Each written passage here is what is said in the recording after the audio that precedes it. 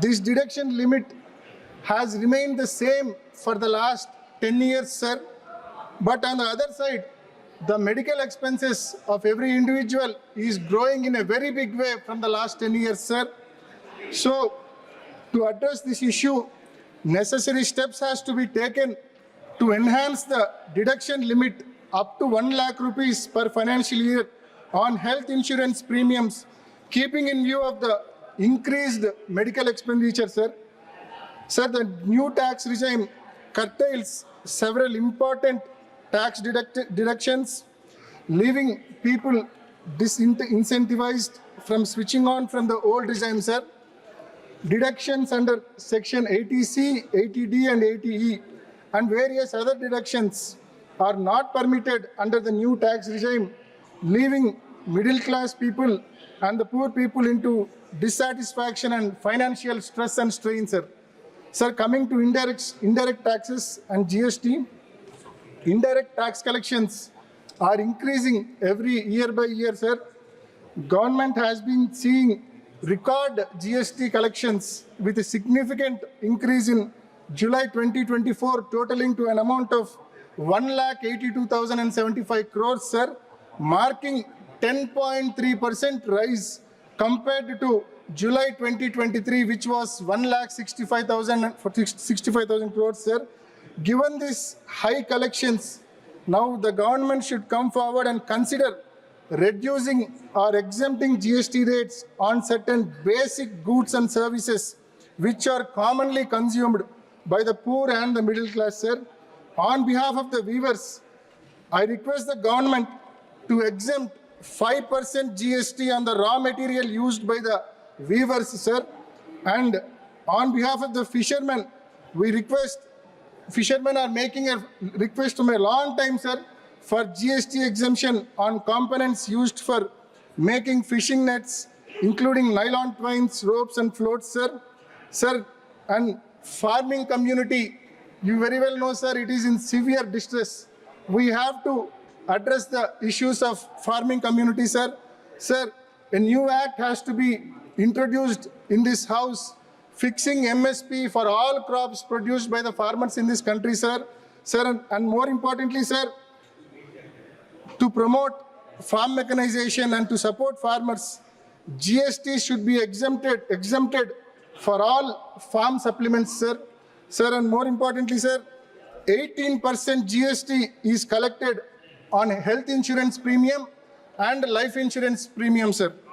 Sir, we strongly request the government to withdraw GST on life insurance and health insurance premiums, sir. Sir, coming to our state, Andhra Pradesh, sir, our former Chief Minister, Sri Y.S. Jagannath Reddy Garu, requested Honorable Prime Minister several times to grant special category status to Andhra Pradesh as promised in this house, sir, by the then Prime Minister, Sri Manmohan Singh ji. We strongly urge the government to grant special category status for Andhra Pradesh and fulfill the promise made in this house, sir. Sir, in AP Reorganization Act, establishment of steel plant at Kadapa was promised to us, sir. We strongly urge the government to establish steel plant at Kadapa, sir. Sir, in the same AP Reorganization Act, railway zone at Vizag was assured to us, sir. We urge the government to implement its promise, sir. Sir, more importantly, we request the government to withdraw its plan to privatize Vizag steel plant, sir. Sir, thank you once again. Thank you for this opportunity. Thank you, sir. Thank you, sir. Shri R. Sachidanandam.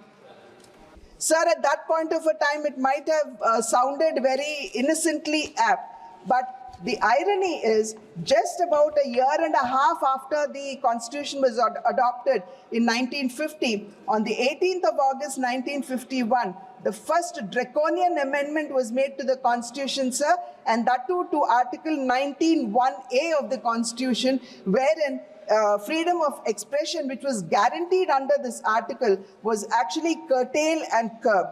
Sir, this move was bitterly opposed by Sri Shyama Prasad Mukherjee ji when he said, "You are treating this constitution as a scrap of paper."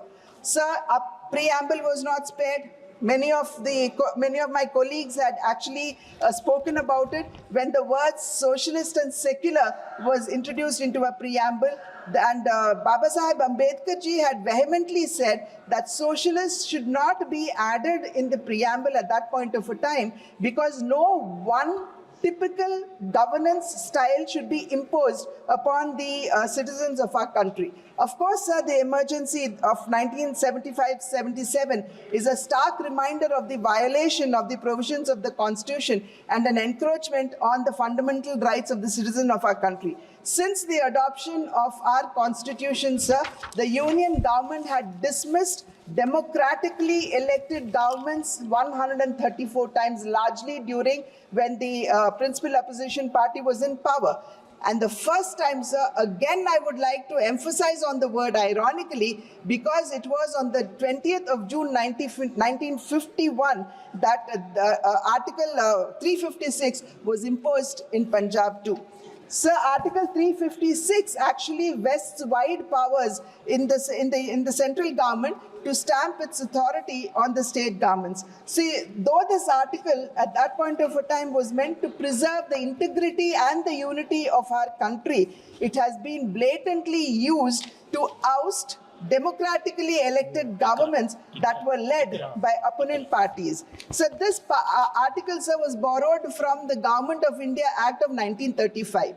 Ironically, sir, that the leaders of the freedom struggle had opposed the invocation of Article 93 from the Government of India's Act of 1935. But later on, and the Britishers did not invoke it as well, but later on, sir, it had found its way into our constitution, and the reason why it was incorporated was to ensure stability in a post-independent country. Sir, Baba Saheb Ambedkar ji had called this article a dead letter, but this article has been misused a majority of times. Here I cannot refrain, sir, from recalling the experience of my late father, Shri N.T. Ramarao ji, when he was undemocratically ousted out of power, when Srimati Indira Gandhi ji was the Prime Minister of the country. But it is thanks to the principal party in the NDA government today, the BJP, and the love and affection of the people of the state of Andhra Pradesh that has actually seen him reinstalled in the state of Andhra Pradesh, sir. Sir, it would be permanent. It would be pertinent. Yes, and many other parties too. Sorry. Sir, it would be pertinent, sir, here to recall the comments from the editorial of The Economist. And The Economist, in its editorial, had written, "A ruler who regards his opponents as demons is liable to start behaving like one." Again, sir, a ruler who regards opponents as demons is liable to start behaving like one. Mr. Nixon, 10 years out of American presidency, has yet to say sorry. Mrs. Gandhi, 4 years back in power in India, is into her dirty tricks again. This is what economists said, sir. It is not what I had said.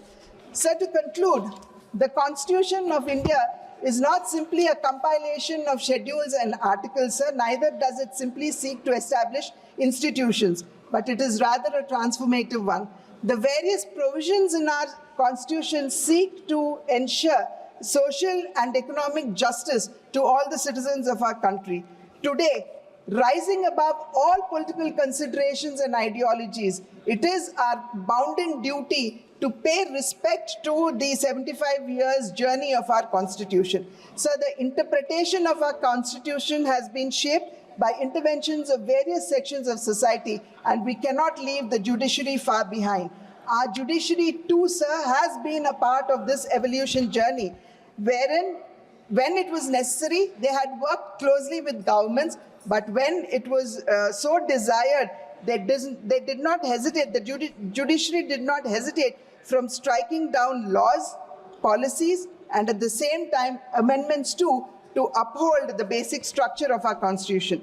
Sir, when our Constitution was being framed, the framers of our Constitution were both men, women, leaders from different parties, leaders belonging to various ideologies, from different caste, creed, and backgrounds, sir. So today, sir, we can never say that the Constitution belongs to any one particular person, party, or ideology. this constitution belongs to India. And this is what is very, very inspiring, sir. Sir, the oldest and the longest constitution of the world today, it seeks to realize the dream of every Indian citizen, sir. And that dream, if I were to put it in the words of poet Iqbal, is to realize a country which is Sare Jahan Se Acha, Hindustan Hamara. Jai Hind, sir. Thank you ma'am. माननीय श्री इकरा चौधरी जी.